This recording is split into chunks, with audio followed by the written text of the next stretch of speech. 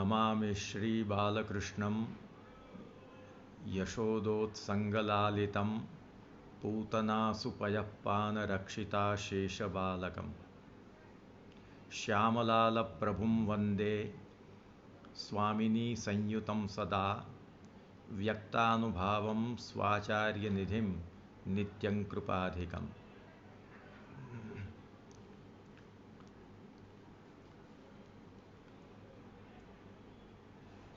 इस वर्ष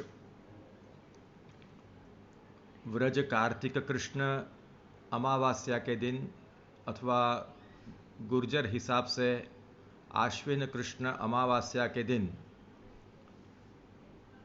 सूर्य ग्रहण हो रहा है। 25/10/2022 को मंगलवार को यह सूर्य ग्रहण हो रहा है।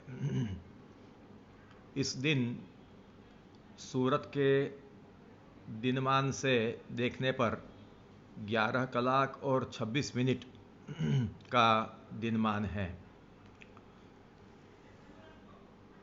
सूरत में कार्तिक कृष्ण व्रज कार्तिक कृष्ण अमावास्या को नवीन गणित के अनुसार शाम को 4:43 पर ग्रहण का स्पर्श होगा, 5:39 पर मध्य होगा और 6:07 पर ग्रहण का मोक्ष होगा। इस प्रकार ग्रहण की परिस्थिति है। इस ग्रहण का जो वेद है वो वेद सोमवार को ही रात्रि को 3:21 को लगेगा। और ये ध्यान रखना है कि अपने यहाँ सूर्योदय से वार का परिवर्तन होता है, इसलिए सुबह 3:21 पर सोमवार ही माना जाएगा, परंतु उस दिन 25 तारीख आ गई होगी। 25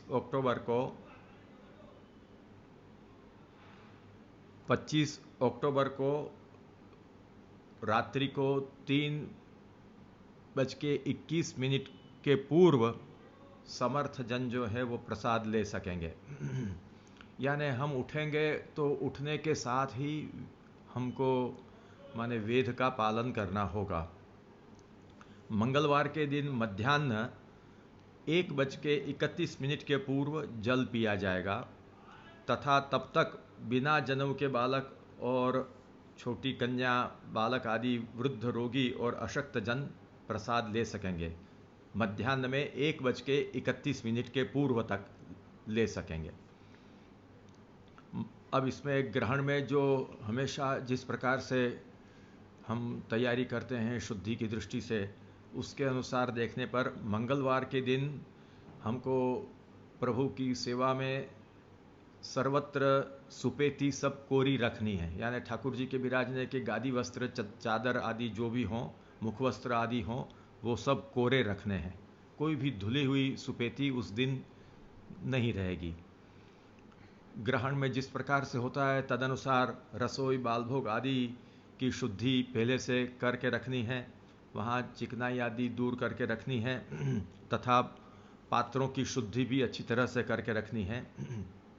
मंगलवार के दिन माने अमावस्या के दिन सुबह यथा समय प्रभु को जगाकर और श्रृंगार आदि अर्पण करके और नित्यवत राजभोग, जैसे रोज हम सखड़ी भोग धरते हैं उस प्रकार से प्रभु को भोग धरा जाएगा।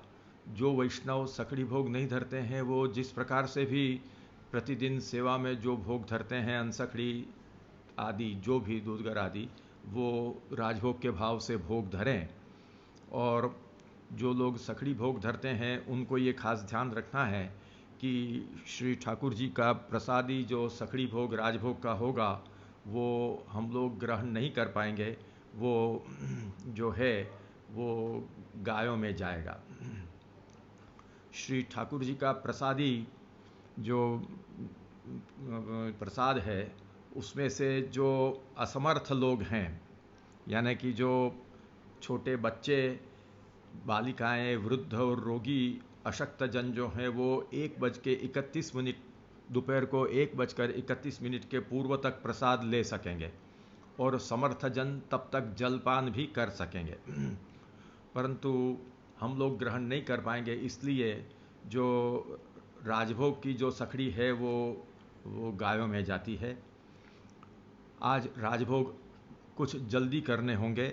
मंगलवार के दिन राजभोग का क्रम जल्दी करके दोपहर का अनुसार प्रभु को कराया जाए और दोपहर को करीब 1:30-2 बजे के समय पर प्रभु को उत्थापन करा करके और जिस प्रकार से नित्यवत मेवा आदि जो कुछ आता है वो ग्रहण के पहले ये सब क्रम पहुँच के प्रभु को हमारे वल्लभ कुल के घरों में संध्या आरती पर्यंत का क्रम पहुंचा जाएगा। वैष्णवों के यहाँ उत्थापन भोग धरने के बाद भोग की भावना करने के बाद प्रभु का नित्यवत श्रृंगार, शयन में जिस प्रकार से शयन के पूर्व में जैसे श्रृंगार बड़े होते हैं, वैसे वैष्णव जन भी श्रृंगार बड़े करके शयन में जितना सूक्ष्म श्रृंगार रहता है उतने सूक्ष्म श्रृंगार में प्रभु को पधरावे ग्रहण के पहले। और ये जो सेवा क्रम जो पहुंचना है वो इस प्रकार से पहुंचना है कि ग्रहण लगने के पहले श्री ठाकुर जी यह सूक्ष्म श्रृंगार धर के हम श्री ठाकुर जी को विराजमान कर पाएं, उतने पूर्व की माने उतना अनुसंधान रखते हुए पहले से हमको उत्थापन का क्रम निश्चित करके उत्थापन के क्रम से क्रम पहुंचना है। फिर शैया जी जो हों वो शैया जी को भी उठा करके शैया जी की सुपेटी वगैरह सब वड़ी करके और शैया जी को के सब जो साज है वो सब वड़े करके और शैया जी को खड़ी करके वो उसी के ऊपर सब रख करके और उसको ढांक दिया जाए। शैया जी के ऊपर भी चोरसा वगैरह ढांक देना चाहिए उठा करके उत्थापन के बाद में, और मंदिर की जो मथनी वगैरह है वो सब भी निकाल देनी चाहिए।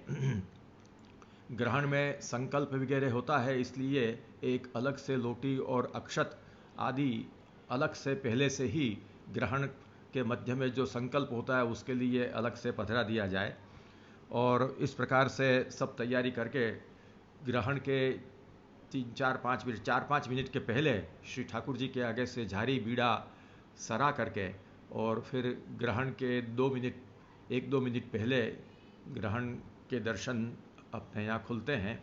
वैष्णव जन भी प्रभु को जब ग्रहण का समय जब प्राप्त हो जाए और ग्रहण का स्पर्श हो उस समय फिर ठाकुर जी को स्पर्श न करें और प्रभु के सन्मुख बैठकर कीर्तन आदि जप पाठ आदि सब कार्य करें।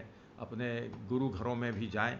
यदि गुरु घर में जाने का अवसर आया है तो घर में और व्यक्ति हों तो वो श्री ठाकुर जी के सन्मुख बैठें, अथवा गुरु घर में दर्शन करने जाने हों तो प्रभु को उस समय ताला मंगल करके भी हम जा सकते हैं।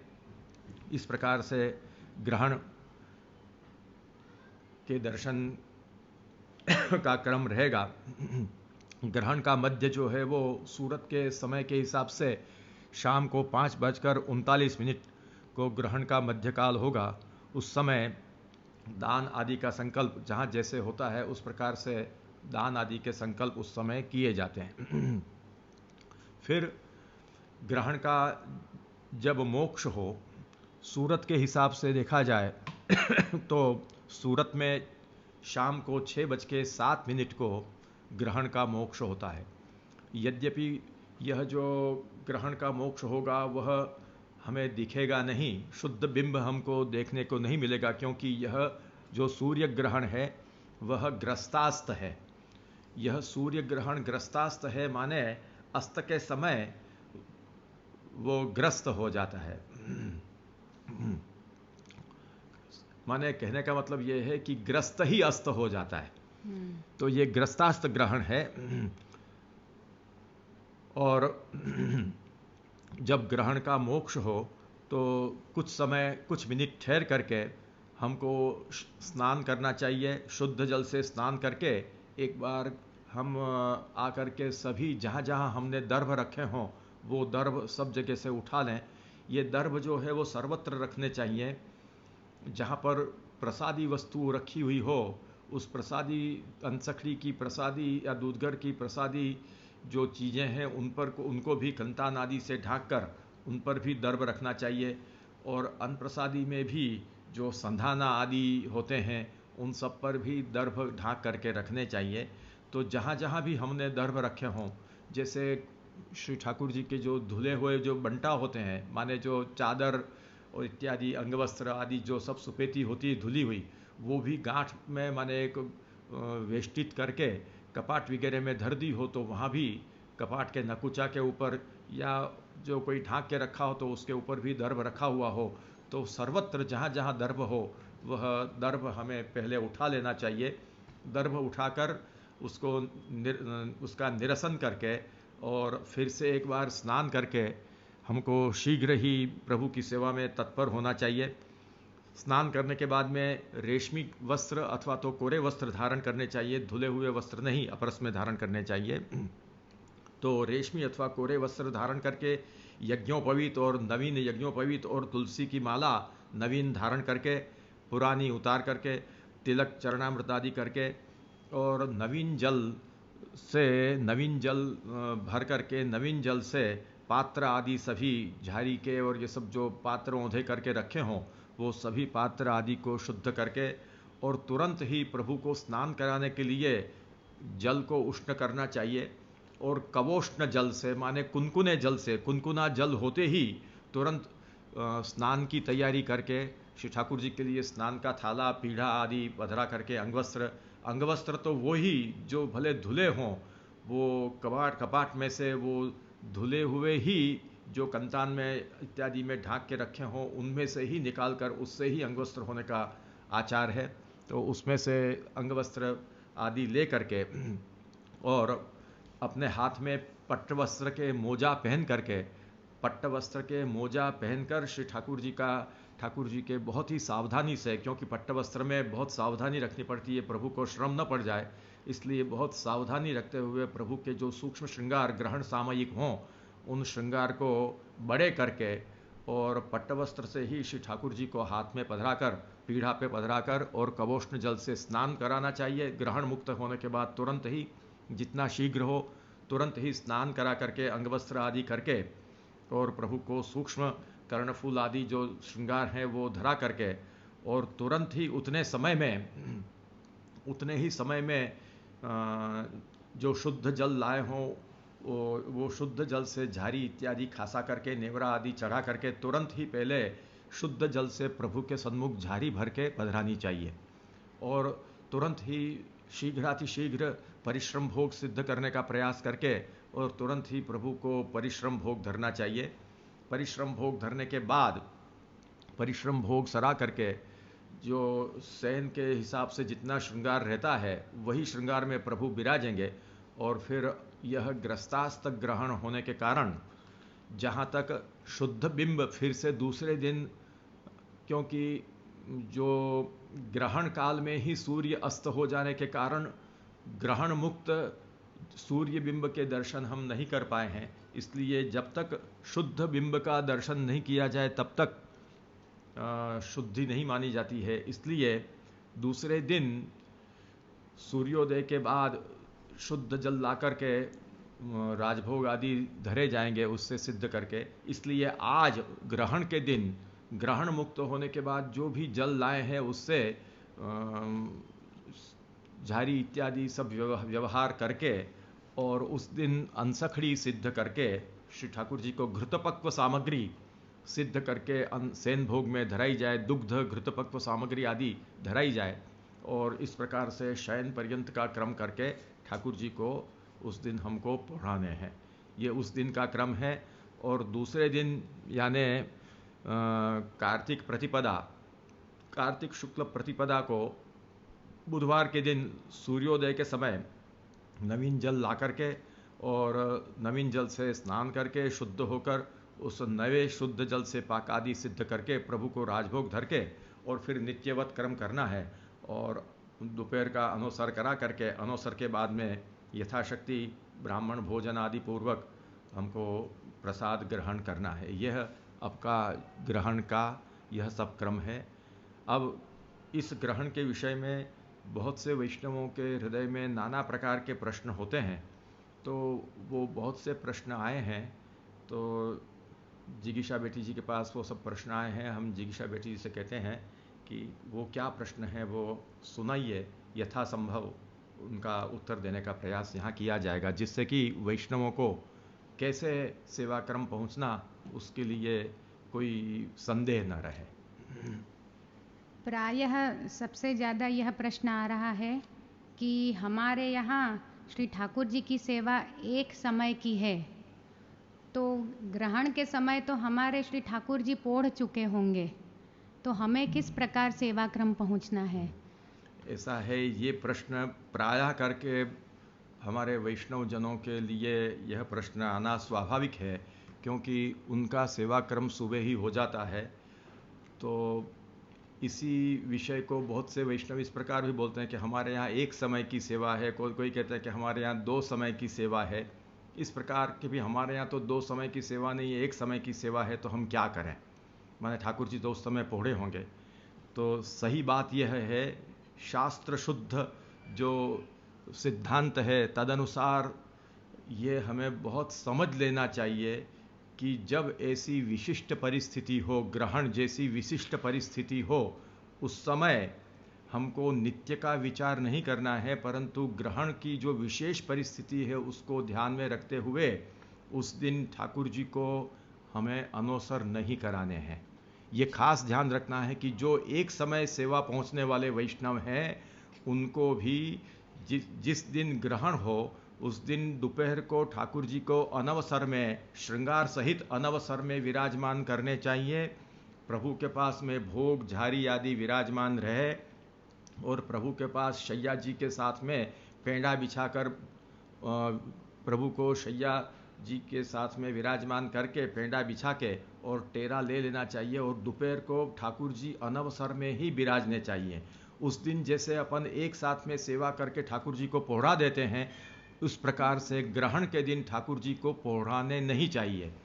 और फिर शाम को जब समय हो तब ग्रहण के 1 घंटा पहले, कम से कम वैष्णवों को 1-1.5 घंटा पहले, 1.5 घंटा पहले ठाकुर जी को उत्थापन की भावना करके उत्थापन भोग आदि धर के, और भले प्रतिदिन इस प्रकार न करते हो लेकिन उस दिन श्रृंगार बड़े करके सेन में जितने श्रृंगार रहते हैं उतने श्रृंगार के साथ ठाकुर जी को ग्रहण काल में विराजमान करने चाहिए।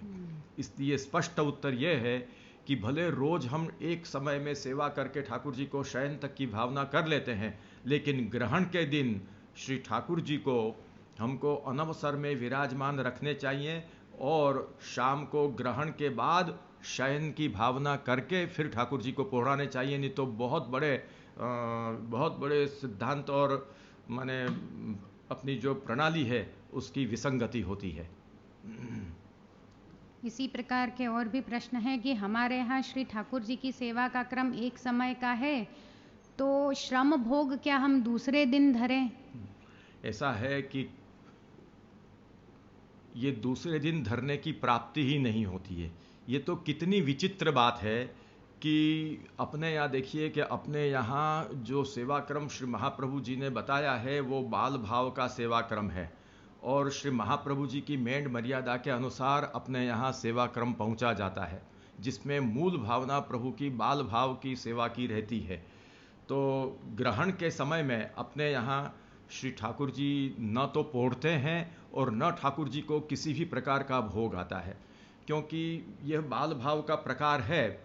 और शास्त्रों में यह कहा गया है कि ग्रहण में सोने से रोग होता है। यद्यपि प्रभु को कुछ नहीं होता है, पर बाल भाव से नंदराई जी के भावों का विचार करते हुए नंदराई जी स्वयं अपने बालक को ग्रहण में पौढ़ने नहीं देते हैं। प्रसंग निकला है तो खाली हम लोगों को यह जानकारी कराना चाहते हैं कि ग्रहण में ये सब बातें नहीं करनी चाहिए, नहीं तो इसके दोष बताए गए हैं कि ग्रहण काले शयने कृते रोगः, मूत्रे दारिद्र्यम, पुरीशे कृमिः, मैथुने ग्रामसूकरः, अभ्यंगे कुष्ठी, भोजने नरकः। इसका मतलब यह है कि ग्रहण में सोने से रोग होता है, ग्रहण में लघु शंका करने से मूत्र विसर्जन करने से दरिद्रता होती है। ग्रहण में मल विसर्जन करने से कृमि माने कीड़े का जन्म मिलता है। ग्रहण में मैथुन करने से ग्राम्य सूकर का जन्म मिलता है। ग्रहण के समय में शरीर पर उबटन लगाने से कोढ़ होता है, कुष्ठ होता है, और ग्रहण के समय भोजन करने से नरक होता है। तो ये शास्त्रों की मर्यादा है, इसलिए अपने यहाँ सेवा में बाल भाव का क्रम है, और श्री नंदराय जी अपने बालक के अभ्युदय के लिए, कल्याण के लिए बालक को ग्रहण के काल में पढ़ाते नहीं हैं। इसलिए उसी भाव से अपने यहाँ ग्रहण काल में ठाकुर जी पढ़ते रहें, यह उचित नहीं है। इसलिए हम बार बार ये कहना चाहते हैं कि आप रोज भले एक टाइम की सेवा में ही आप एक तंत्र से सब क्रम पहुंच लेते हो तो रोज भले पहुंचे, परंतु ग्रहण के दिन कोई दूसरा चारा ही नहीं है, दूसरी और कोई गति ही नहीं है। इसलिए ग्रहण के दिन तो ठाकुर जी को अनवसर में दोपहर को विराजमान रखकर उत्थापन भोग आदि पृथक धर के और ग्रहण के समय ठाकुर जी को विराजमान रखने चाहिए। उसके बाद इस ग्रहण के अनुसार शयन भोग की भावना करके ही ठाकुर जी को पौड़ाना उचित है। कारण यह है कि ग्रहण में ठाकुर जी को हम पौड़ाएं रखें तो वो भी अपने यहाँ की पद्धति नहीं है। दूसरी बात यह है कि ग्रहण के समय में ठाकुर जी के आगे कुछ लोग कहते हैं कि भाई जो है ठाकुर जी के आगे से हमको झारी बंटा पटवस्त्र से अलग सरा लेने चाहिए, और फिर दूसरे दिन सुबह ठाकुर जी को जगा के, कुछ लोग ये कहते हैं कि ठाकुर जी को जगा के माने स्नान करा के फिर जो है वो क्रम करना चाहिए। कुछ लोग कहते हैं कि ठाकुर जी को दूसरे दिन जगा के पहले परिश्रम भोग धर के और फिर स्नान करा के क्रम आगे करना चाहिए। तो ये सभी बात संगत नहीं है, क्योंकि ठाकुर जी ग्रहण में जब ग्रहण मुक्त हो जाता है उसके बाद मान लो अपन ने स्नान कर लिए, ग्रहण मुक्ति का अपन ने स्नान कर लिया, और स्नान करने के बाद शुद्ध झारी नया भोग धर दिया, तो वो भी उचित नहीं है। क्योंकि ठाकुर जी तो जब तक स्नान नहीं करते हैं तब तक ठाकुर जी अरोगते नहीं है, ये अपने यहाँ की मर्यादा है। इसीलिए ग्रहण मुक्त होने के बाद पहले अपने यहाँ स्नान होकर उसके बाद झारी नहीं धरी जाती है और उसके बाद ही परिश्रम भोग आता है।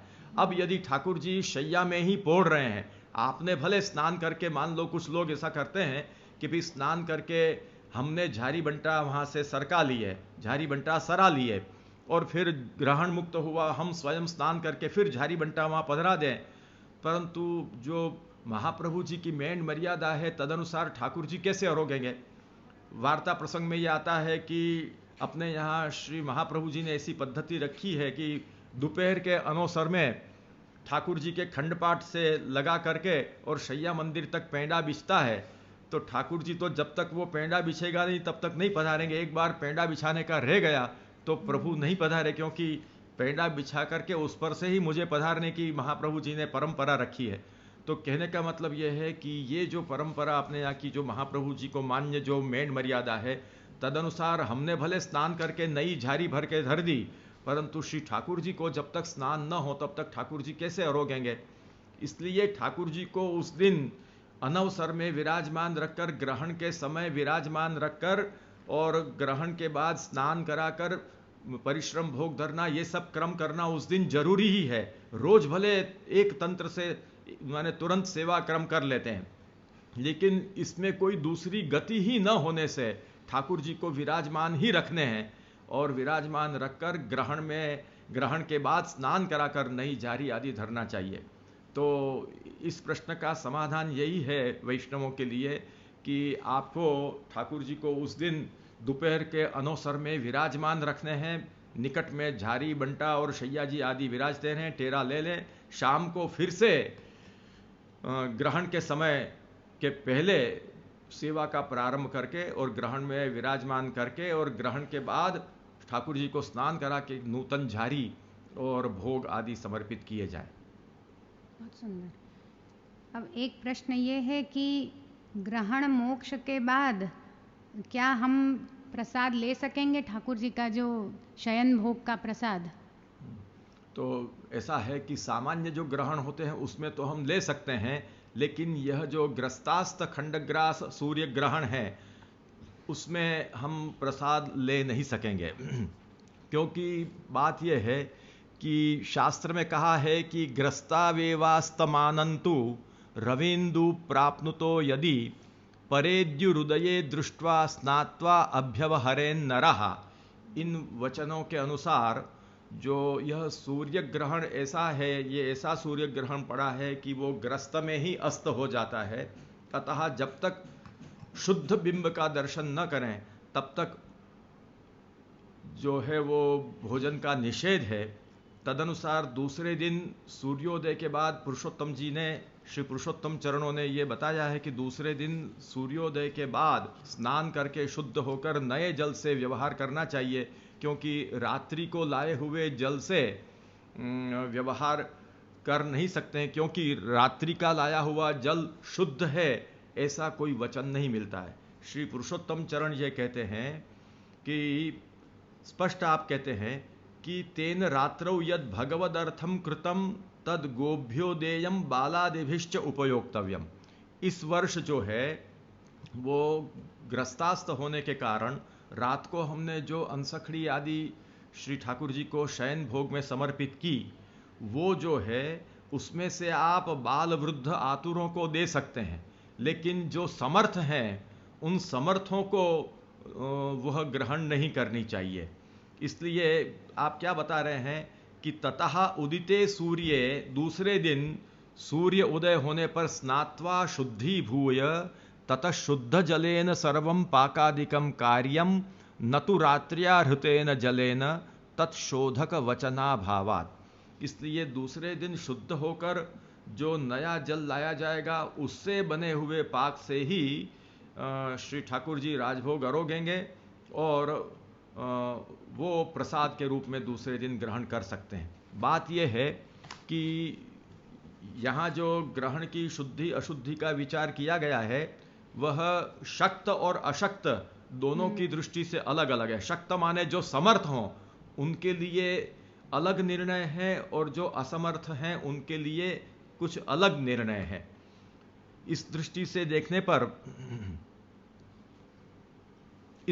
देखने पर जो समर्थ हैं उनको तो ग्रहण मुक्त होने के बाद भी ये सब प्रसाद लेने के लिए माने अनुमति नहीं है, परंतु जो समर्थ नहीं है, शारीरिक दृष्टि से देखने पर, अवस्था की दृष्टि से देखने पर, रोगादि को भी देखने पर, तो उनके लिए छूट दी गई है। बाकी जो समर्थ हों वो दूसरे दिन प्रसाद ग्रहण करें।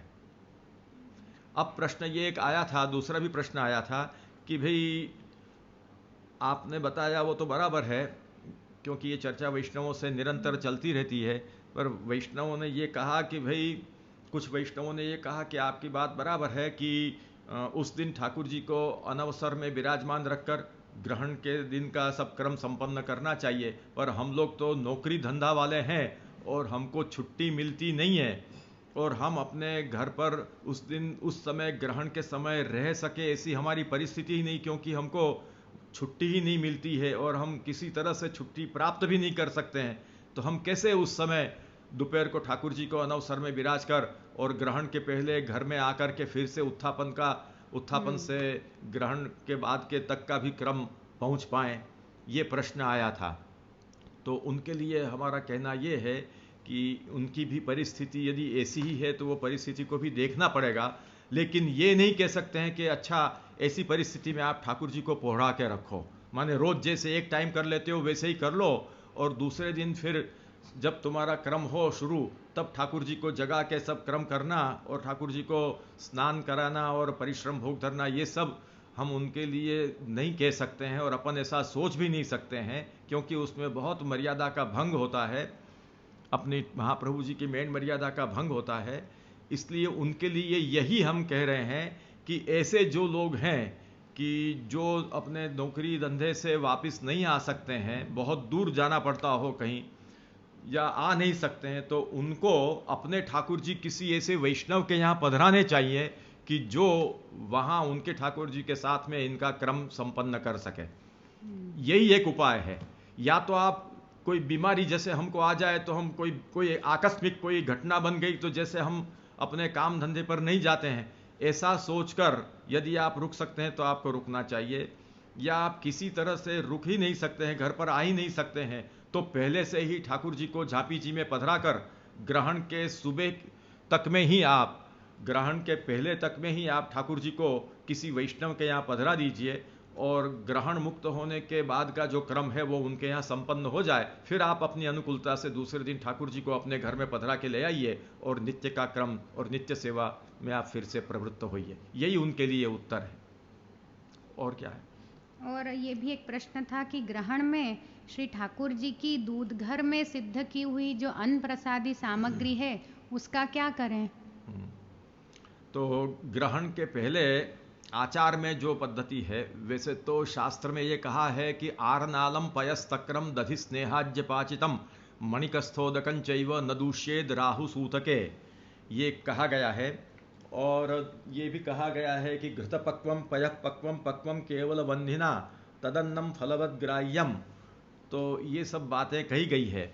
वारी तक्रार नालादि तिलदर्भैर न दुष्यति, ये सब बात कही गई है, लेकिन अभी व्यवहार में और आचार में यह पद्धति है कि दूधघर में भी बनी हुई कोई भी चीज हो तो हमको ग्रहण के पहले ही ठाकुर जी को वो सब भोग धर देनी चाहिए।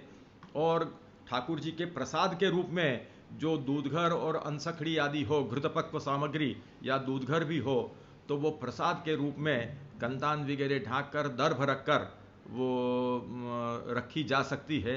अन्न प्रसादी में ऐसा व्यवहार चल रहा है कि वो पहले भोग धर के वो सब प्रसादी में ले लेनी चाहिए और प्रभु के लिए नूतन सामग्री ग्रहण के बाद सिद्ध करनी चाहिए। प्राचीन क्रम में ऐसा भी क्रम देखने को मिलता है कि अब क्या है कि ये न बुद्धि भेदम जनयेद अज्ञानाम कर्म संगिनाम, वैष्णव लोगों में बेचारे वैष्णव ऐसे इतने भोले हैं कि बहुत सी बातों का तत्व और सार समझ नहीं पाते हैं और उसमें से अपने मन से अर्थ लगाकर वो बात फिर विकृत हो जाती है।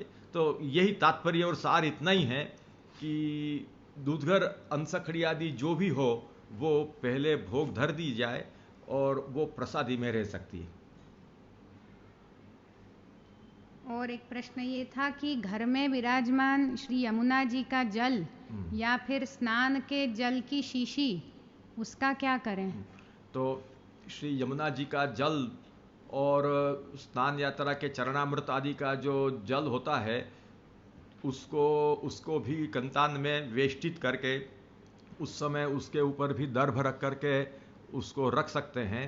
जैसे कि कहा है कि वारी तक्रार नालादि तिल दर्भैर न दुष्यति, इस वचन के अनुसार ऐसे जो तीर्थ होते हैं गंगादि के या श्री यमुना जल आदि जो होता है उनको कंतान में ढांक कर उन पर दर्भ रखकर रखने से वो दूषित नहीं होते हैं। बराबर। अन्न प्रसादी दूध और दही,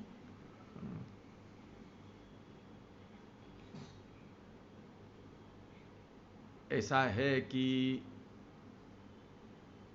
जो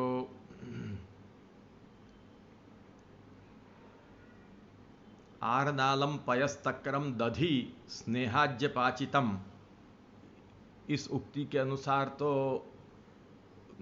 न दूष्येद राहु सूतके, इस वचन के अनुसार वो रख सकते हैं। इसलिए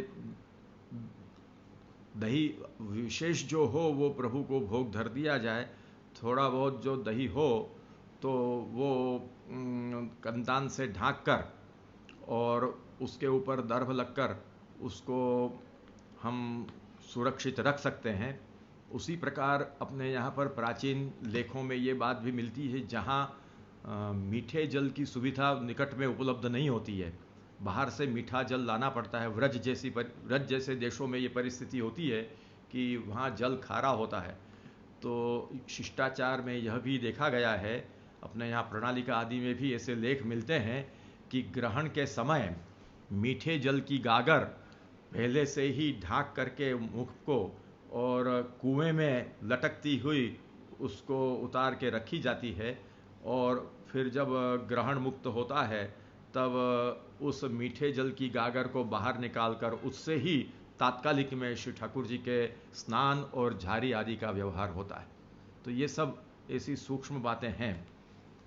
जैसे बीड़ा के लिए जो चूना होता है तो उसका भी क्या करें, तो वो चूना भी जो है उसका जल पूरा निकाल करके, जल नितार करके वो चूना रहता है और उसको भी ढाँक करके और दर्भ उस पर रख करके उसको रखा जाता है। जैसे संधाने हैं तो संधाना आदि भी जो है वो इसी प्रकार से रह सकते हैं, क्योंकि आरनाल शब्द का जो अर्थ है वो संधाना तक लिया जाता है। तदनुसार संधाना भी निकालने की ज़रूरत नहीं है, उसको भी संधाना घर में कंतान आदि से उसको वेष्टित करके दर्भ रख करके उसको हम ग्रहण में रख सकते हैं। तो इतने विवेचन से वैष्णव जनों को ये ध्यान में आ गया होगा कि ग्रहण में और कोई उपाय ही नहीं है और कोई गति ही नहीं है। अगतिक गतितया हमको ग्रहण के समय ठाकुर जी को विराजमान रखने ही हैं। उस समय पोढ़ाए हुए भी न रहने चाहिए, न ठाकुर जी के आगे झारी बंटा आदि भी रहने चाहिए, और ग्रहण के बाद भी बिना स्नान कराए ठाकुर जी झारी आदि कैसे अरोगें, ये मर्यादा है। इसलिए ठाकुर जी को उस दिन अनवसर में विराजमान रखने ही होंगे और फिर उत्थापन से क्रम पहुँचते हुए हमको ग्रहण के समय में ठाकुर जी को ग्रहण में विराजमान करने ही होंगे, और ग्रहण से मुक्त होने के बाद, ग्रहण के मुक्त होने के बाद ही शयन भोग की भावना हमको करनी होगी। वैष्णवों को जिनको फिर से वापस उस समय ग्रहण के समय अपने घर आने का टाइम नहीं मिलता हो, तो ये नहीं कि ठाकुर जी को हम पोढ़ाए रखें और दूसरे दिन करेंगे।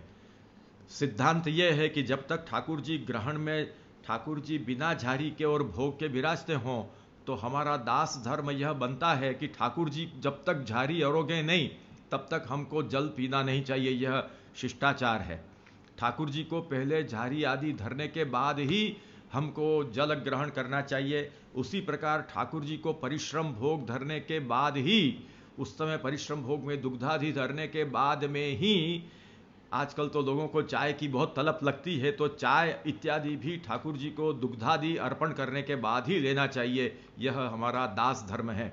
इसलिए ठाकुर जी को हम पोढ़ाए रखें और हम तो ग्रहण मुक्त होने के बाद हम खूब आनंद से चाय दूध और नाश्ता पानी और खाने का सब करें, परंतु ठाकुर जी कैसे अरोगेंगे महाप्रभु जी की बैंड के अनुसार। इसलिए ठाकुर जी के बिना अरोगाए हम सब ये लें, ये भी उचित नहीं है। और ठाकुर जी को इतने परिश्रम में रखना, ठाकुर जी कितने परिश्रम में विराजते हैं, ये भी विचारणीय है कि ठाकुर जी को स्नान नहीं हुआ है, ग्रहण मुक्त होने के बाद में जो स्नान नहीं हुआ है, तो ठाकुर जी बिना स्नान करे कैसे झारी अरोगेंगे।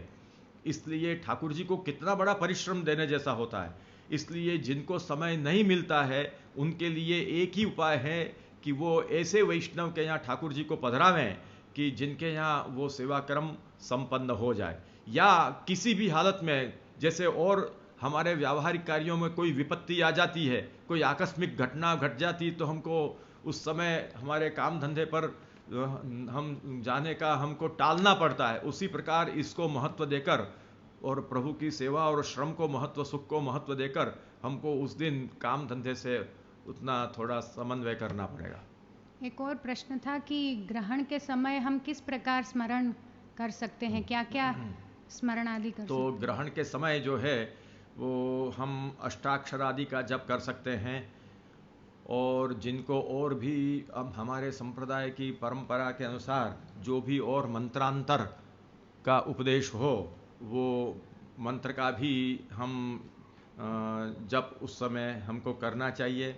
शास्त्र में ऐसा कहा है कि जो मंत्रों का हमने उपदेश लिया हो, उन मंत्रों का यदि हम ग्रहण काल में उसका जप नहीं करते हैं तो वो मंत्र मलिन हो जाता है, ऐसा शास्त्रों में लिखा है। तदनुसार गायत्री और जो है वो अन्य भी जो संप्रदाय के मंत्र हैं, वो मंत्रों का जप आदि यथासंभव और अष्टाक्षर आदि का जप हम कर सकते हैं, और उसके सिवा भी पुरुषोत्तम सहस्रनाम आदि, सर्वोत्तम स्तोत्र आदि भी हम कर सकते हैं, कीर्तन आदि भी कर सकते हैं। और साथ ही प्रभु के सन्निधान में महात्म्य के कीर्तन हैं, फिर जैसे भी और समय हो, मान आदि के कीर्तन हैं, समयानुसार और भी कीर्तन कर सकते हैं। इस प्रकार भगवान नाम संकीर्तन आदि के द्वारा ग्रहण में हमको समय बिताना चाहिए। ग्रहण में कभी भी सोना नहीं चाहिए और कोई क्रिया नहीं करनी चाहिए, पर ग्रहण में इसी प्रकार हमको भगवत सन्मुख रह करके स्मरण, जप, कीर्तन आदि करना चाहिए। इतने ही प्रश्न थे अभी तो हमें लगता है कि इतने प्रश्नों से लोगों के ध्यान में आ गया होगा। इतना खुलासा इसलिए करना पड़ रहा है कि वैष्णवों का बहुत ही आग्रह था। समय, आज धनत्रयोदशी हो गई है, फिर भी माने समय तो अब कल माने परसों के लिए है, लेकिन कम समय रहते हुए भी लोगों ने आग्रह रखा कि नहीं, आप इसका खुलासा करिए, इसलिए आज इतना खुलासा किया है। हमें लगता है कि वैष्णवजन हमारी बातों में से तात्पर्य ग्रहण करके जो यथोचित मार्ग है उसका ग्रहण करेंगे। श्री वल्लभाधीश की जय।